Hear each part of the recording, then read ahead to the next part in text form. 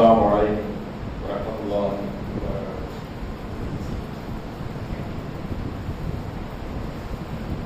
إن الحمد لله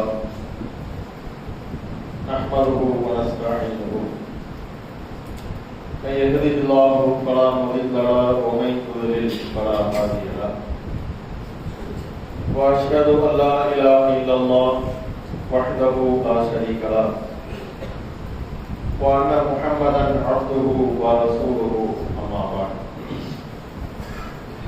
يا أيها الناس اتقوا ربكم الذي خلقكم من نفس واحدة وخلق منها زوجها وبث منهما رجالا كثيرا ونساء واتقوا الله الذي تساءلون به والأرحام إن الله كان عليكم رقيبا.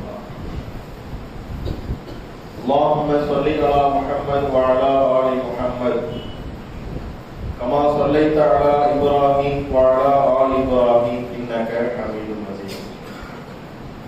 اللهم بارك على محمد وعلى آل محمد كما باركت على إبراهيم وعلى آل إبراهيم إنك حميد مجيد. கண்ணியத்திற்குரிய எல்லாம் வல்ல இறைவனின் நல்லடியார்களே, சகோதர சகோதரிகளே, பெரியவர்களே, மகத்துவமும் சிறப்புகளும் நிறைந்த ஜும்மாவுடைய தினத்திலே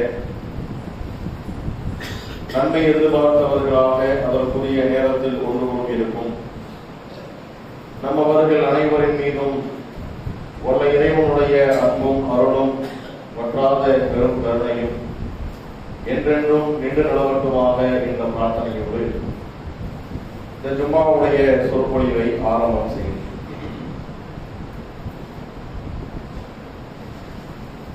எல்லாம் வல்ல இறைவனின் நல்லடியார்களே, இந்த உலகிலே வாழுகின்ற ஒவ்வொரு மனிதர்களும்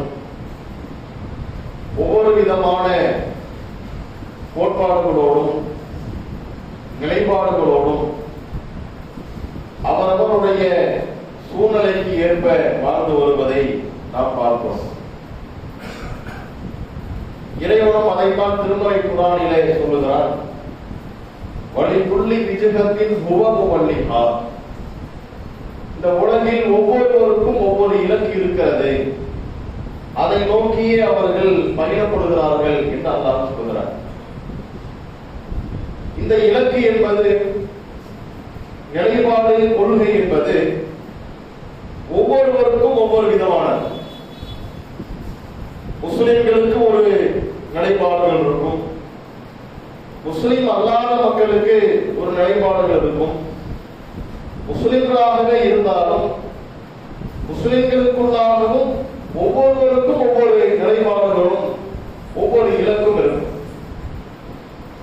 ஆனால் பொதுவான நியதி என்னவென்று சொன்னால், அந்த இலக்கை நோக்கி நாம் பயணிக்கின்ற பொழுது நமக்கென்று ஒரு கொள்கையும் நமக்கென்று ஒரு நிலைப்பாடையும் நாம் வகுக்காமல் நிர்ணயம் செய்யாமல் பயணிப்பது என்பது கையிலிருந்த காத்தாடியை போல அது நிலையற்றதாக போய் முடிந்துவிடும். இஸ்லாமிய மார்க்கம் ஒரு முஸ்லிமுக்கு என்ன சொல்கிறது என்றால், நிலைப்பாட்டினை முதலில் உறுதிப்படுத்த சொல்கிறது.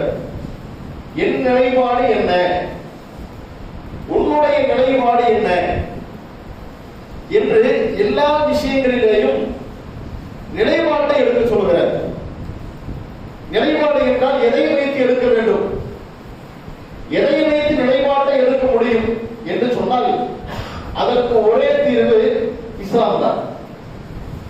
குர்ஆனும் ஹதீஸும் எதை நமக்கு வழிமுறையாக சொல்லுகிறதோ அந்த வழிமுறையை நம்முடைய வாழ்வில் பொருத்திக் கொண்டு அதை நாம் நிலைப்பாடுகளாக எடுத்துக்கொண்டு அந்த நிலைப்பாட்டில் இறுதி வரை, மரணம் வருகின்ற வரை உறுதியோடு பயணிப்பதைத்தான் இஸ்லாம் நமக்கு வழிமுறை சொல்லுகிறது. நாம் ஒரு வியாபாரம் செய்கிறோம்.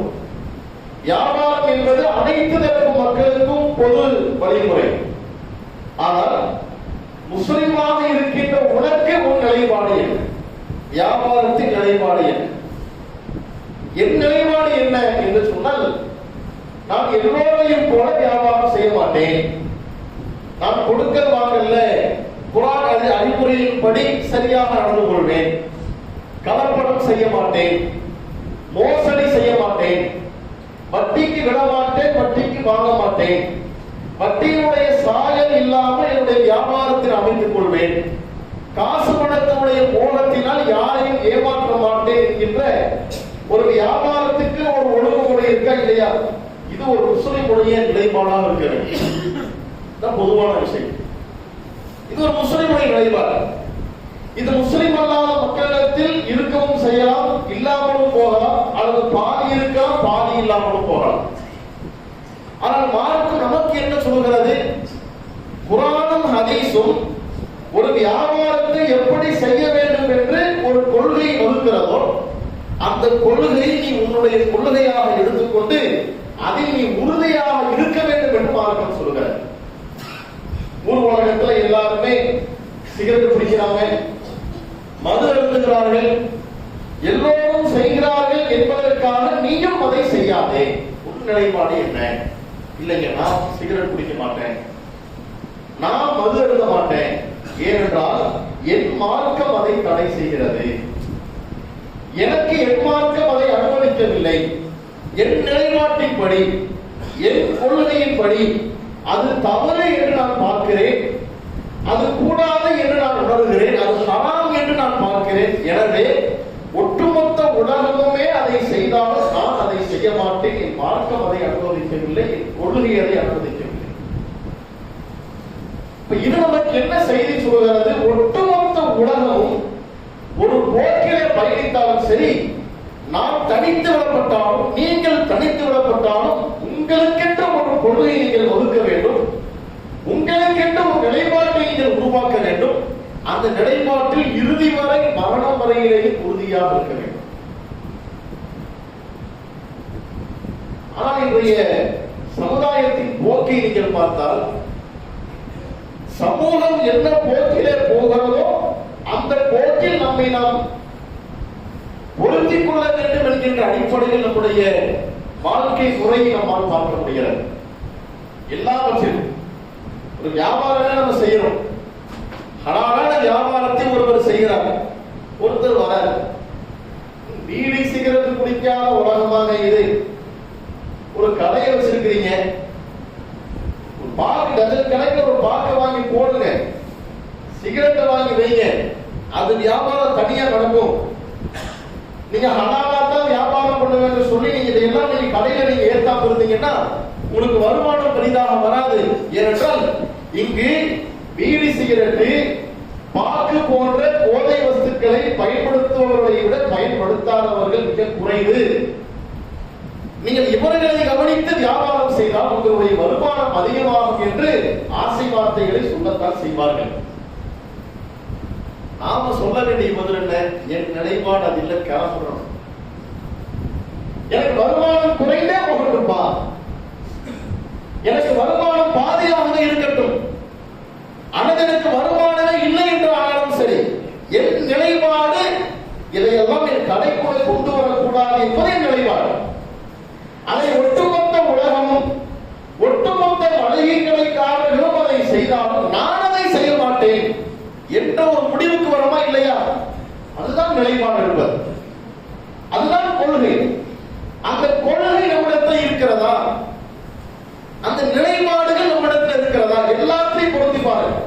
வியாபாரமாக இருக்கட்டும், தனிப்பட்ட பழக்க வழக்கமாக இருக்கட்டும், கொடுக்கல் வாங்கலாக இருக்கட்டும், நம்முடைய பிள்ளைகளுக்கான திருமணமாக இருக்கட்டும், நம்முடைய திருமணமாக இருக்கட்டும், அடுத்தவனுடைய திருமணமாக இருக்கட்டும், போக்குவரத்தாக இருக்கட்டும், குடும்பத்தில் நாம் எந்த அளவுக்கு நாம் நடந்து கொள்ள வேண்டும், நாம் யாரோடு எந்த அளவுக்கு பழக வேண்டும் என்ற ஒவ்வொரு விஷயத்திலே நம் நிலைப்பாடு என்ன? எனக்கு யாரெல்லாம் நண்பர்களாக இருக்க முடியும், நான் யாரையெல்லாம் நண்பர்களாக ஆக்கிக் கொள்ள முடியும், நிலைப்பாடு என்ன? என்னுடைய அமைப்பு எது? என் அமைப்புக்கான விதிமுறை என்ன? நான் என்ன ஜமாத், என் ஜமாத்தினுடைய கொள்கை சரியா, நான் பயணிக்கின்ற அமைப்பு சரியா, என்னுடைய கொள்கைக்கும் என் நிலைப்பாட்டுக்கும் இந்த அமைப்பு ஒத்து வருகிறதா என்று எல்லாவற்றிலேயும் நம் நிலைப்பாடுகளை பார்த்து பயணிக்கிறோமா, அல்லது உலகம் போகின்ற போக்கிலே போகிறோம். உலகம் போகின்ற போக்கிலே நாம் போகும் என்று சொன்னால் நிச்சயம் புரிந்து கொள்ள வேண்டும், அது குர்ஆனுக்கும் ஹதீஸுக்கும் மாற்றமான பல நடைமுறை சிக்கல்களை உருவாக்கித்தான் உலகம் போகின்ற போக்கில் நம்மால் போக முடியுமே. குர்ஆன் ஹதீஸுக்கு உட்பட்டு நம்மால் நிலைப்பாட்டு பயணிக்க முடியாது. குர்ஆன் ஹதீஸுக்கு உட்பட்டு ஒரு நிலைப்பாட்டை நீங்கள் எடுத்து அதிலே எந்த அமைப்பு இருக்காது, அதை யார் சரியாக செய்கிறார்கள் என்று நாம் குர்ஆன் ஹதீஸை மையமாக வைத்து ஒரு நிலைப்பாட்டை உருவாக்க வேண்டும். அந்த நிலைப்பாட்டுக்கு ஒத்தானவர்களை நாம் இணைத்து பயணம் செய்ய வேண்டும். அதான் ஒரு முஸ்லிமுக்கு அழகு. சூழ்நிலையை பாருங்கள். ஒரே ஒரு திருமணம் என்கின்ற விஷயம், திருமணம் என்கின்ற விஷயத்தில் உங்கள் ஒவ்வொரு நிலைப்பாடு என்ன? என் நிலைப்பாடு என்ன? திருமணத்தை மார்க்கம் என்று சொல்லுகிறது. குர்ஆனும் ஹதீஸும் ஒன்றை திருமணமாக நமக்கு வழிமுறை செய்கிறது. உலக நடைமுறையின்படி ஒன்று திருமணமாக இருக்கிறது. மார்க்கம் எதை திருமணமாக சொல்லுகிறது? கொரோனா காலகட்டங்களில் பள்ளிவாசல்ல வைத்தும் வீடுகளில் வைத்தும் குறைவான மக்களை அழைத்து சத்தம் மூச்சு இல்லாமல் திருமணத்தை முடிச்சமா இல்லையா? அதுதான் மார்க்கத்தில் சொல்லப்படக்கூடிய திருமணத்தினுடைய ஒழுங்குமுறை. கொரோனா காலம் முடிந்த உடனேயே தடால் புடால் என்று பெரிய பெரிய மண்டபங்களை பிடித்து ஆயிரக்கணக்கான மக்களை அழைத்து ஆடம்பர செலவுகள் செய்து வீண்வரைய செலவுகள் செய்து மண்டபத்திற்குள்ளாக எதெல்லாம் மார்க்கம் அனுமதிக்க மறுக்கிறதோ அத்தனையும் அரங்கேற்றி திருமணங்கள் இன்றைக்கு நடக்கிறதா இல்லையா? இதுவெல்லாம் மார்க்கத்துக்கு முரணான திருமணம். இப்படி ரெண்டு இருக்கா? என் நிலைப்பாடு என்ன? நான் எந்த மாதிரி திருமணம் என்ன கலந்து கொள்வேன், எது மாதிரியான திருமணங்களை கலந்து கொள்ள மாட்டேன், என் நிலைப்பாடு என்ன? மார்க்கம் ஜமாத்துங்கிறது இரண்டாவது. தவிஜமாத்தை பின்னாடி போடுது. தவிஜமாத்தை பேச வேண்டாம். மார்க்கத்தை முன்னிறுத்தி என் நிலைப்பாடு என்ன? நீங்கள் ஒரு நிலைப்பாடு எடுத்திருக்கிறீங்களா? நாம் நிலைப்பாடு எடுத்திருக்கிறோமா? நபிகளார் சொல்கிறார்கள், ஆலமுன் நிக்காஹி வழக்கா ஐஸரு மௌனா. எந்த திருமணத்திலே செலவுகள் மிக மிக குறைக்கப்பட்டு ஒரு திருமணம் நடத்தப்படுகிறதோ அது இறைவனுடைய அருள் நிறைந்த திருமணம் என்று நபிகளார் சொல்கிறார்கள். அந்த திருமணத்துக்கான அளவுகோல் என்ன? நபி அவர்கள் எப்படி திருமணம் முடித்தார்கள்? அதான் அளவுகோல். ரசூலுல்லாஹ் எப்படி திருமணத்தை முடிச்சார்? தன்னுடைய மனைவிமார்களுக்கு எப்படி திருமணத்தை முடித்தார்கள்? தன் பிள்ளைகளுக்கு எப்படி திருமணத்தை முடித்தார்கள்? அங்கதான் முன்னதாக போகணும். சஹாபாக்கள் எப்படி திருமணத்தை முடித்தார்கள்? அங்க போகணும். ரசூலுல்லாஹ் அவர்களும் திருமணம் நடக்குது. ஒரு சஹாபி திருமணத்தை முடித்து விட்டு நசுக்காட்ட வராரு. நபிகளார் கேட்கிறார்கள், என்ன தோழரே, வழக்கம் போல இல்லாமல் நறுமணம் தூக்குதே? அவர் சொல்கிறார், ஆம் அல்லாஹ்வுடைய தூதரே, நேற்று எனக்கு திருமணம் நடந்து முடிந்துவிட்டது. திருமணம் முடிஞ்சிருச்சுங்கிறார். முடிந்த தகவல் சொல்றார். இந்த செய்தியை பாருங்க. ஒரு ஆன்மீக தலைவர், ஒரு ஆட்சி தலைவர், சமுதாய தலைவர், இது எல்லாம் போக திருமணம் முடித்த நபருக்கு நெருங்கிய நண்பர், ரசூலுல்லாஹ்வுடைய நெருங்கிய நண்பர், இப்படியான அந்தஸ்துகளை கொண்ட ஒருவருக்கு தெரியாமல் ஒரு திருமணம் அந்த ஊரிலே நடந்து முடிந்து விட்டது. முடிந்த தகவல்கள் ரசூலுல்லாஹ்வுக்கு தெரியல, அவர் சொல்லிதான் தெரியும். திருமணம் முடித்தவரை நபிகளார் பார்க்கவில்லை என்று சொன்னால் அன்றைக்கு திருமணம் சம்பந்தப்பட்ட தகவல் ரசூலுல்லாஹ் தெரிஞ்சிருக்கார். வாண்டடாக அவராக வந்து தனக்கு திருமணம் நடந்து விட்டது என்று சொல்லுகின்ற பொழுதுதான் நபிகளாருக்கு திருமணம் முடிஞ்சது தெரியும். அப்படி என்றால் ரசூலுல்லாஹ் அவர்கள் எப்படி திருமணம் முடிஞ்சிருக்கு? இந்த காதுங்காது வச்ச மாதிரி சொல்லுவாங்களா இல்லையா? கண்ணுங்காது வச்ச மாதிரி சொல்லுவாங்களா இல்லையா? அப்படித்தான் முடிந்திருக்கிறார். சொந்தத்தை கூப்பிடு, 1000 பேரை கூப்பிடு, 500 பேரை கூப்பிடு, பெங்களூர் போலாமா, கோயம்புத்தூர் போலாமா, அங்க ஒருத்தர் இருக்கிறானே சொந்தக்காரன், யாருக்கு அது இவங்க வழியில போய் அவங்க வழியில போனோம்னா அவங்களுக்கு அவங்க சொந்தமாவாங்க, அவங்களுக்கு அவங்க சொந்தமாவாங்க. என்ன சொல்ல வர? அவங்க போய் பத்திரிக்கை வைக்கணும், அவனை எழுத்து கொண்டு உட்கார வைக்கணும். இதுக்கு முன்ன உள்ள அவங்களை பார்த்திருக்காங்களா? அந்த ஊர்ல எனக்கு ஒரு சொந்தம் இருக்குன்னே பிள்ளைகளுக்கு தெரியாது. இன்னைக்கு இருக்கிற பிள்ளைகளுக்கு சின்னத்தா பெரியதானே தெரியுது. இன்றைக்கு இருக்கிற சூழ்நிலையில நெருங்கின சொந்தமே பிள்ளைகளுக்கு தெரியுதில்லை. இன்றைக்கு இருக்கின்ற சூழ்நிலையில் குடும்ப உறவுகளை எப்படி அழைக்க வேண்டும் என்றே தெரியவில்லை. சொந்தக்காரனை யாரும் தெரியாத அளவுக்கு பிள்ளைகளை வளர்த்திட்டு இருக்கிறோம். திருமணம் வருகின்ற பொழுது சொந்தமா என்று தெரியாத நபர்களை எல்லாம் திருமணத்துக்கு அழைக்கிறோம். ஆயிரம் கருத்து சொல்லுவான், நீ அங்க வச்சு திருமணம் பண்ணிருக்கலாமே, இங்க வச்சு திருமணம் பண்ணிருக்கலாமே, உங்களோட காசு இல்லையா, பஞ்சத்தில் இருக்கிறியா, கஞ்சக்காரனா இருக்கிற ஆயிரம் சொல்லுவான். உனக்கு மார்க்கம் என்னப்பா சொல்லுது? என் மார்க்கம் எனக்கு திருமணத்தின் செலவை குறைக்க சொல்லுகிறார். சரி, வழிமாவிலே அதிகரிக்கலாமா? வழிமாவிலேயும் செலவை குறைக்கத்தான் சொல்லுகிறார். திருமணத்தை சுருக்கி வச்சுக்கங்க. வழிமா என்ன? வழிமாவிலேயும் செலவை குறைக்கத்தான் சொல்லுகிறார். அது ரெண்டு செலவு, அதுவும் செலவு தான். திருமணத்தின் செலவு வழிமா தானே. ரெண்டு செலவை சொல்லுகிறது மார்க்கம். ஒன்று, மணமகன் மணமகனுக்கு கொடுக்கின்ற மகன் தொகை, அதை அள்ளி கொடுக்க வேண்டும். வழிமா விருது இருக்கிறதா இல்லையா, அதை கிள்ளி கொடுக்க வேண்டும்.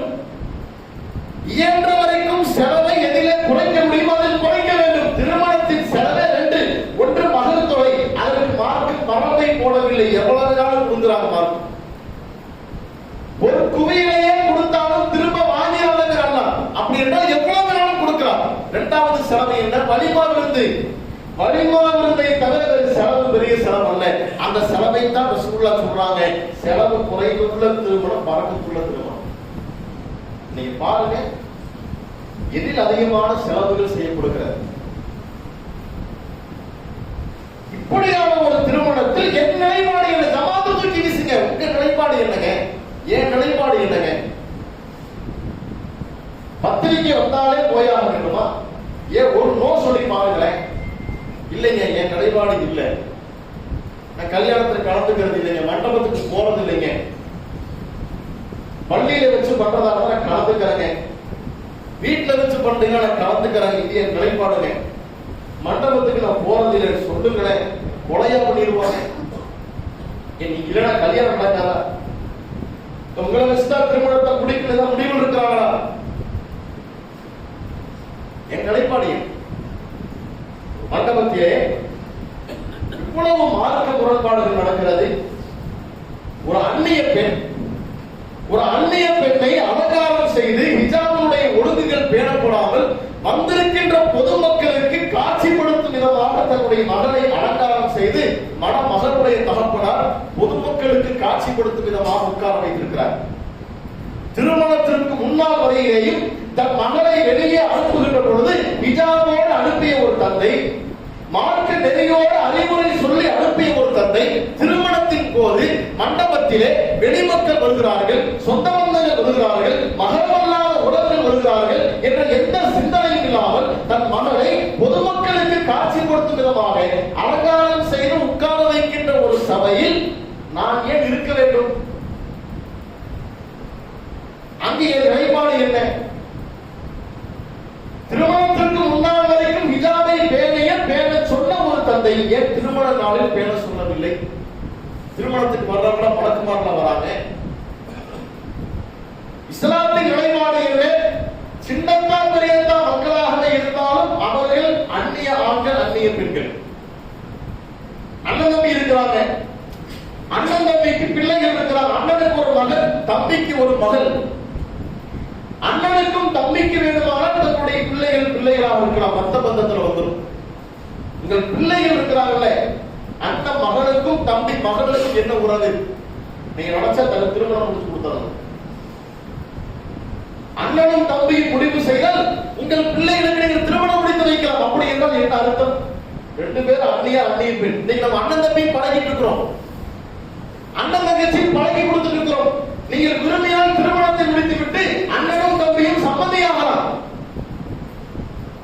அண்ணன் தம்பியினுடைய உறவுகளே, பிள்ளைகளே, வாரிசுகளே திருமணம் முடிப்பதற்கு அனுமதிக்கப்பட்ட உறவுகளாக, மகரமல்லாத உறவுகளாக சொல்லப்படுகின்ற பொழுது சொந்த பந்தங்களை தாண்டி வெளிமக்கள், ஜமாத்து மக்கள், வியாபார ரீதியான மக்கள், பொதுமக்கள் என்று அந்நிய ஆண்களால் சூழப்படக்கூடிய ஒரு சபையிலே என் மகளை, ஒரு அந்நிய பெண்ணை அலங்காரம் செய்து உட்கார வைத்து காட்சிப்படுத்தி புகைப்படம் எடுக்கின்ற ஒரு சூழல் இருக்கிறது என்றால் அந்த சபையில் நான் பங்கெடுக்கலாமா கூடாத? என் நிலைப்பாடு என்ன? திருமணத்துக்கு முந்தைய நாளிலே பாடல்கள் ஒழிக்க விட்டு ஆட்டம் பாட்டம் போடுகிறார்கள். நம்முடைய தௌஹீது வட்டங்கள் உள்ள வீடுகள்ல பார்க்கணும். தௌஹீது வட்டங்கள் உள்ள வீடுகள்ல பெண் வீட்டார் செய்கின்ற மிகப்பெரிய கொடுமை என்ன? பாடல்களை ஒழித்துவிட்டு இரவு நேரங்களில் மயிலாஞ்சி என்கின்ற பெயரிலே ஆடல் பாடல் நடத்துகிறார்கள். தௌஹீது வட்டம், மார்க்கம் அறிந்த குடும்பங்கள். கேட்டா பிள்ளைய கட்டுப்பாட்டில் இல்லை, மகனுடைய கட்டுப்பாட்டில் இல்லை, என் மனைவியினுடைய கட்டுப்பாட்டில் இல்லை. பின்ன எதுக்குப்பா நீ தௌஹீது திருமணம் சொல்ற? பின்ன எதுக்கு நீ நபிமொழி திருமணம் சொல்ற? நபிமொழி திருமணம் என்னன்னு தெரியுமா உனக்கு? நபிமொழி திருமணம் என்று முன்மாதிரியாக இருந்த ஒரு காலகட்டத்தை இன்னைக்கு மாத்திருக்கிறீங்க இல்லையா? நபிமொழி திருமணம் பத்திரிக்கை அடிக்கிற போய் பார்த்தா 1000 பேர் உட்கார்ந்து இருக்காங்க. எப்படி நபிமொழி திருமணம்? நபிமொழி திருமணம் வச்சிருக்கிறேன் வாங்க கூப்பிடுறேன். போன ஊருப்பட்ட செலவு, வீண்வரையும் ஆடம்பர செலவு. எந்த காலத்துல ரசூல் 1000 பேருக்கு கல்யாணம் முடிச்சாங்க? எந்த காலத்துல ரசூல் 1000 பேருக்கு உணவு போட்டார்கள்? எந்த காலத்தில் நபி அவர்கள் இவ்வளவு செலவுகளை ஆதரித்து பேசினார்கள்? அப்ப எளிமை திருமணம் என்ன? அப்ப அல்லாஹ் சொல்கிறார், இதா சமயத்தும் ஆயாத்தில்லாஹ் யுக்ஃபர் பிஹா வ யுஸ்தஹ்ஸவு பிஹா. நீங்கள் ஒரு சபையிலே இருக்கிறீர்கள், அந்த சபையிலே அல்லாஹ்வுடைய வசனங்கள் மறுக்கப்படுவதை கண்டால், கேலி செய்யப்படுவதை கண்டால், பலா தக்ருதுமாஹும், அவர்களோடு நீங்கள் அமராதீர்கள், அங்க நீ இருக்காதே. இன்னக்கும் மிதம் நிசுலுக்கும், அப்படி ஒரு வேளை நீ அங்கே இருப்பாய் என்று சொன்னால் நீயும் அவர்களை போன்றே. அப்படின்னா இந்த அர்த்தம், அவன் செய்வதை நீ ஆதரிப்பதாக அர்த்தம். அவர்கள் செய்வதை நீ சரி என்று சொல்வதாக அர்த்தம். அவர்கள் செய்வதை நீ அனுமதிப்பதாக அர்த்தம். மது குடிக்கிறதுக்கு நண்பர்கள் கூப்பிடுறாங்க, நீ மது குடிக்கல, கூட போய் உட்கார்றியா? மது குடிச்சதுக்கு சமம். நண்பர்கள் சிகரெட் குடிக்கிறார், கூட ஏன் உட்கார்ந்துகிட்டு இருக்கிற? சிகரெட் குடிக்கிறீங்க சொல்லாத, குடிச்ச மாதிரி தான். அப்ப எப்படி எதிர்க்கிறது? கிளம்பி வந்துகிட்டே இருக்கும். நமக்கு இதை சபா ஆகுதுங்க, கிளம்பி போறேன். ஏன் உங்களை சிகரெட் குடிக்க சொல்லலையே? சிகரெட் குடிக்க சொன்னாலும் கூட என் நிலைப்பாடு அந்த சபையில இருந்தால் நானும் அதை செய்ததை போல, அதை ஆதரித்ததை போல இறைவன் பார்க்கிறான். எனவே நான் கூட நிற்க மாட்டேன், நீ குடிச்சுட்டு வாங்க, நான் கிளம்புறேன். அந்நிய பெண்ணுக்கான போதனைகள் அனைத்தையும் தூக்கி எறிந்துவிட்டு ஒரு திருமணத்தின் சபையிலே மார்க்கம் சொல்லக்கூடிய வரம்புகள் பேணப்படாமல் ஒரு சபை இருக்கிறது. அந்த சபையில் நான் இருப்பேன் என்று சொன்னால் எந்த திருமணமாயிலும் நான் கண்டுகொள்ளாமல், நிலைப்பாடு இல்லாமல் நான் கலந்து கொள்ளத்தான் செய்வேன் என்கின்ற ஒரு நிலைப்பாடு நான் விருப்பம் என்று சொல்லி, என்ன நிலைப்பாடு இது? மானகட்ட நிலைப்பாடு. என்ன தௌஹீத்வாதி? என்ன எளிமை திருமணம்? ஜமாத் தூக்கி போடுங்க. ஜமாத் நிலைப்பாடு வேண்டாம். இரண்டாவது மார்க்க நிலைப்பாடு என்ன? நாளைக்கு அது போன்ற திருமணத்தை பார்த்து 4 பேர் திருமணம் முடிக்க ஆசைப்பட மாட்டானா? காசு பணம் இல்லாமல் ஆசைப்பட மாட்டானா? எவ்வளவு செய்திகளை கேட்கிறோம், எவ்வளவு செய்திகளை பார்க்கிறோம். ஆரம்ப திருமணத்தை பார்த்து அது போன்று தன்னுடைய பிள்ளைகள் திருமணம் முடிக்க வேண்டும் என்று ஆசைப்பட்டு காசு பணத்தை கடன் வாங்கி, வட்டிக்கு வாங்கி பிள்ளைகளுக்கு திருமணத்தை முடித்துவிட்டு வாங்கிய பொருளாதாரத்தை திருப்பி அடைக்க முடியாமல் தற்கொலை செய்து கொள்கிறானே, உழப்புறானே.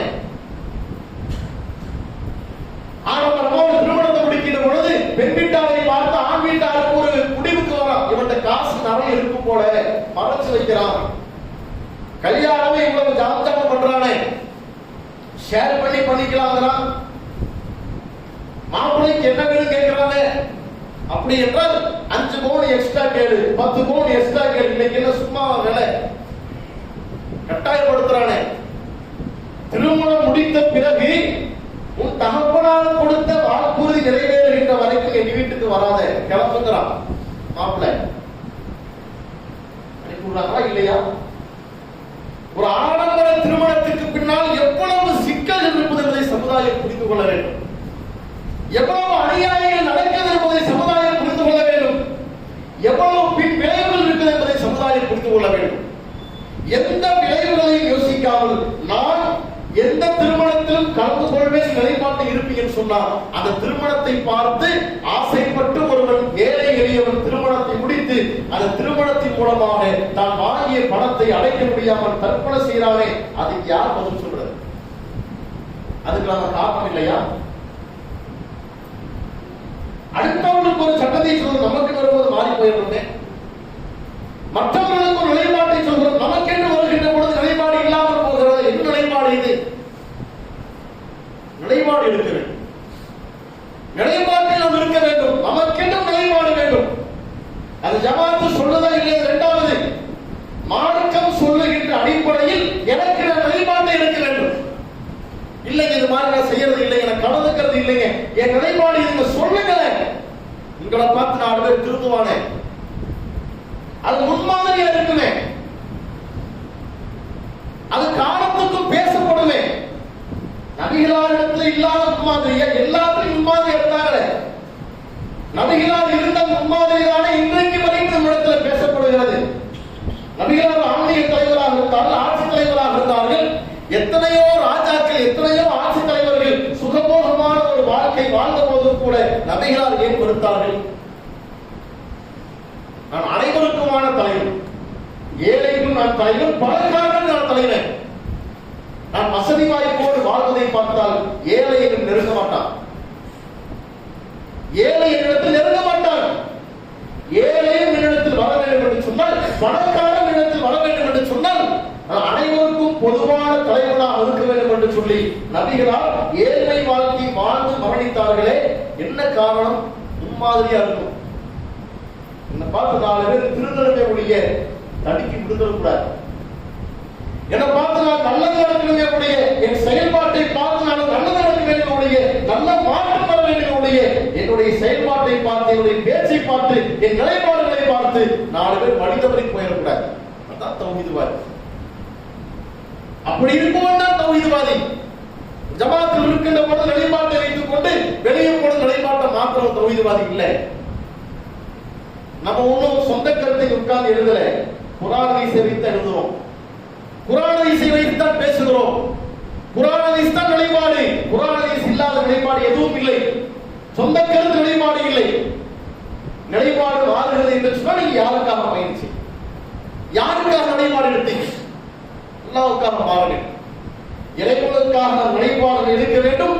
குறிப்பாக இன்றைய காலகட்டத்தில் நிலைப்பாடுகள் இல்லாமல், குறிப்பாக திருமண விஷயத்தில் நிலைப்பாடுகள் இல்லாமல் நாம் பயணிப்பது என்பது சமுதாயத்துக்கு ஆபத்து. எப்படி வேணாலும் திருமணம் முடி, எந்த திருமணத்தோட கலந்துக்க நிலைப்பாடு அல்ல, அது ஆபத்தான நிலைப்பாடு. இன்றைய காலகட்டத்தில் ஆபத்தான நிலைப்பாடு. ஒவ்வொருவரும் நிலைப்பாடு இருக்கு. எளிமையான திருமணம் என்றால், நடைமுறை திருமணம் என்றால் இப்படித்தான் இருக்க வேண்டும். இந்த திருமணத்தினுடைய விதிமுறைகளுக்கு மாற்றமாக ஒரு காரியம் அரங்கேறும் என்று சொன்னால் அங்கு நான் இருக்க மாட்டேன், சபையில கலந்துக்க மாட்டேன், பிடிபடுங்க. அது நல்ல மாற்றத்தை கொடுக்கும். அப்படிப்பட்ட சிறந்த ஒரு மாற்றத்தை தருவாராக. வாக்குதமானாக இருக்கிறார்.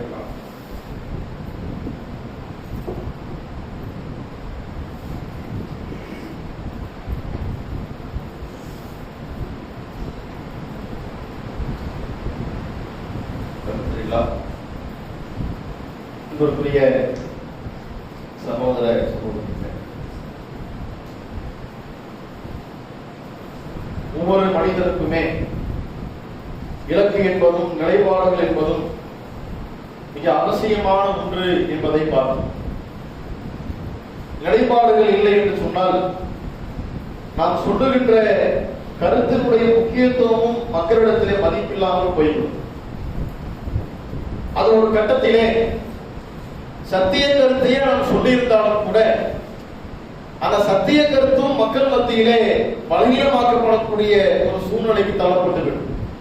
எப்பொழுது நாம் ஒரு நிலைப்பாட்டை எடுக்கின்ற பொழுது அந்த நிலைப்பாட்டிலே நாம் இறுதி வரையிலேயும் உறுதியாக இல்லாமல் போகின்ற பொழுது நாம் சொல்லுகின்ற சத்திய கருத்துக்கள் கூட மக்களிடத்தில் ஈடுபடாமல் போய்விடும். அப்ப நம்ம கொள்கையிலே இருப்பது விஷயம் அல்ல, நிலைப்பாட்டில் இருப்பது விஷயம் அல்ல, நிலைப்பாட்டை எடுப்பது மட்டும் விஷயம் அல்ல. அந்த நிலைப்பாட்டில் நாம் இறுதி வரையிலேயும் உறுதியாக இருக்க வேண்டும். நாம் நிலைப்பாடை மாற்றுவோம் என்று சொன்னால் அப்படி யாருக்காக நிலைப்பாட்டை உதவுகால இருந்தேங்கிற கேள்விக்கு பதில் சொல்லியாகும். நிலைப்பாடு மாறுகின்ற பொழுது யாருக்காக நீ மாறினாய் என்கின்ற கேள்விக்கு பதில் சொல்ல வேண்டும். அப்படி நிலைப்பாடுகள் மாறுகின்ற பொழுது அதனால் ஏற்படக்கூடிய விளைவுகளையும் பாதிப்புகளையும் நீயும் ஒரு காரணமாக இருக்கிறாய் என்பதை புரிந்து கொள்ள வேண்டும். நாளை மறுமையில கேள்வி உண்டு, ஒவ்வொன்றுக்கும் கேள்வி உண்டு. இவ்வளவு காலம் நல்லவனா இருந்தியே, நிலைப்பாட்ட சொன்னியே, ஒரு முன்மாதிரியா இருந்தியே, இப்படி ஏன் இல்லை? ஏன் உனக்கு ஒரு வாசலை திறந்து விட்ட? ஏன் உனக்கு ஒரு வேலையை நீ போடல? உனக்கு ஒரு வரவணி ஏன் போடல? இருந்த வரவணி ஏன் உடைச்ச? இருந்த வேலையை நீ ஏன் உடைச்ச? காரணம் சொல்லு. நல்லது நடக்கும் உடைச்சியா? நன்மைக்காக வேண்டி மரணம் இருந்தியா? நன்மைக்காக வேண்டி வேலையை உடைச்சியா? அப்படி என்றால் இப்படி என்ன நன்மையை சொல்ற சொல்லு. மண்டபத்துக்கு நாங்க போக மாட்டோம், மண்டப திருமணத்தில் கலந்துக்க மாட்டோம், நிலைப்பாட்டில் இருந்து இல்லை, இப்படி நிலைப்பாடு மாறி இருக்கிற இதெல்லாம் நன்மை என்ன சொல்லு. எத்தனை பேர் தௌஹீதுக்கு வந்தா சொல்லு. எத்தனை பேர் உன்னை பார்த்து எளிமை திருமணத்தை முடிக்கிறான்னு சொல்லு. பலகீனத்தை மென்மேலும் இந்த சமுதாயத்தை பலகீனமாக்கி முடிச்சிருக்கிறார்கள். அல்லாஹ்வுக்காக புரிந்து கொள்ள வேண்டும். இன்னைக்கு நாம் திருமணத்தை முடித்து கொடுக்கிறோம். சில திருமணங்கள் நாம் நடத்தி கொடுப்பதற்கு உடன்பாடுகள் இல்லை. இருந்தாலும் கூட 10 தப்பு பண்றவன் நான் போய் பண்ணி கொடுப்பேன், 5 தப்பு நிறுத்திக்கிறான். அதுக்கு நான் ஒரு காரணமா இருக்கிறேன்ல, செஞ்சு தரேன், நான் கல்யாணத்தை முடிச்சு தரேன். இப்படித்தான் திருமணத்தை முடிக்கணும். இதான் நபிகளை இந்த வடமொழி மீறாத கண்டிஷனாக பேசுகிறோம், அறிவுரை சொல்கிறோம். நம்முடைய அறிவுரைகளுக்கும் வற்புறுத்தலுக்கும் இணங்கி மார்க்கத்துக்கு உட்பட்டு 10 தப்பு செய்யறது 5 தப்போட முடிச்சுக்கலாம்.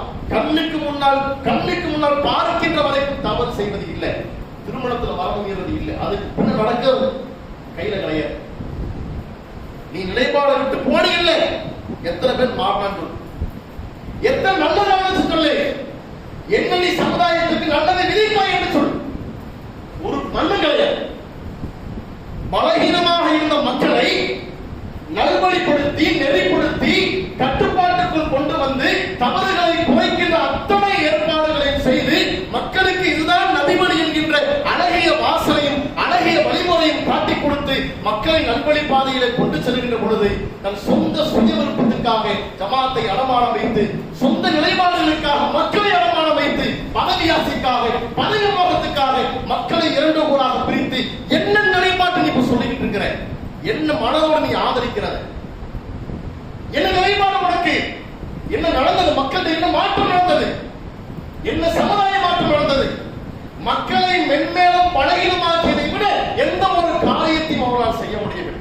சமுதாய தலைவருக்கு வன்மையான கண்டனத்தை தெரிவிக்கிறார். மக்களை உண்மையாகவே மக்கள் இயல்பாகவே பலகீனமானவர். ஒரு ஜமாத்து பலகீனமான மக்களை நெறிப்படுத்தும் ஜமாத்துடைய அழகு, ஒரு ஜமாத்துடைய வேலை. ஜமாத்து மக்களை நல்வழிப்படுத்தி நெறிப்படுத்தி கட்டுப்பாட்டோடு கொண்டு போகின்ற பொழுது இன்னைக்கு என்னப்பா நீ செஞ்சு வச்சிருக்கிற, அதை போய் ஆதரிக்கிறியே, நியாயமா இது? எனவே இறைவனுக்கு பயந்து கொள்ள வேண்டும். நாம் செய்கின்ற ஒரு காரியம் அது நன்மை பயக்கிறதா தீமை விளைவிக்கிறதா என்பதை புரிந்து கொள்ள வேண்டும். ரசூலுல்லாஹ் சொல்றாங்க, நீ ஒரு பாதையில போற, ஒரு கல்லோ முள்ளோ கிடக்கிறது, நீ தப்பித்தா என்று பார்க்காது, தூக்கி ஓரத்துல போடு. அது உனக்கு தர்மம் தான் ரசூலுல்லாஹ். நீ இதை பார்த்து நீ மிதிக்கல, நீ தப்பிச்சுட்ட, இருந்தாலும் கூட தூக்கி ஓரம் போடு. பின்னால் வரவன் பாதிக்கப்படுவான். பின்னால வரவன் தெரியாம நினைச்சிட போறான், அவன் கால நட்டம் வந்துடும், அவனுடைய காலை பதமா இருக்கும், தூக்கி போட்டுட்டு போ.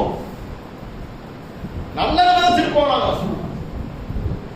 எனவே முன்மாதிரியாக வாழ்வோம், முன்மாதிரியாக இன்ஷா அல்லாஹ் இருப்போம், முன்மாதிரியான நிலைப்பாடுகளை எடுப்போம். அந்த நிலைப்பாட்டிலே இறுதி வரை மரணம் வரைக்கும் உறுதியாக இருப்போம். அல்லாஹ் அப்படிப்பட்ட உறுதியை உங்களுக்கும் எனக்கும் தந்து புரிவானாக. அஸ்ஸலாமு அலைக்கும்.